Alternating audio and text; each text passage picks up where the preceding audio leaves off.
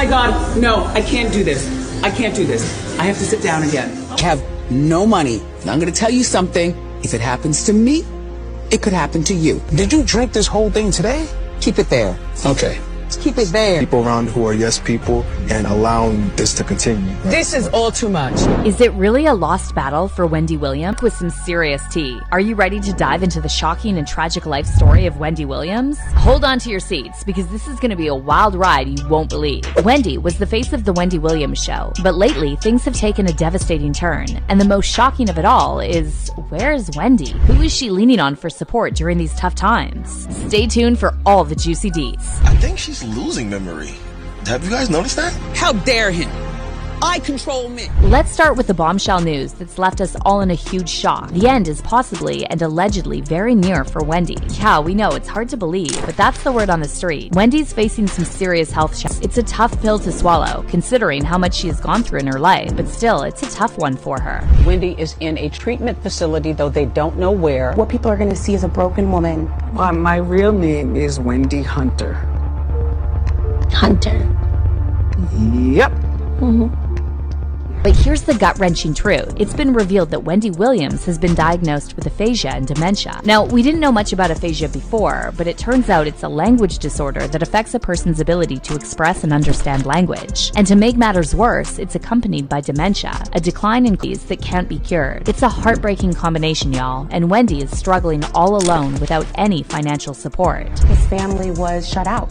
We would take responsibility with regard to guardianship and personal needs to ensure that she was healthy. I'm not talking about her money. And here's where it really hits hard. Wendy's journey with dementia might have started back in 2020 when she fainted and hit her head. That incident could have triggered this downward spiral. According to an announcement, Wendy underwent several tests in 2023 after she began to lose words and act erratically. As a result of her diagnosis, Wendy is undergoing treatment, but no one, not even her family, knows where or how she is. Now, you must be wondering what's really going on with Wendy. Dreadful parts of Wendy's story was Wells Fargo referring to Wendy as an incapacitated person. According to page 6, the bank sent a letter to New York Supreme Court Judge Arlene Bluth requesting a hearing on the basis that Williams might need guardianship to help handle her finances. In 2022, Wendy Williams was placed under a legal guardianship that oversees both her finances and health. Wendy's niece recently did a public interview with The View and expressed concerns about Wendy's guardianship. Watched the documentary, the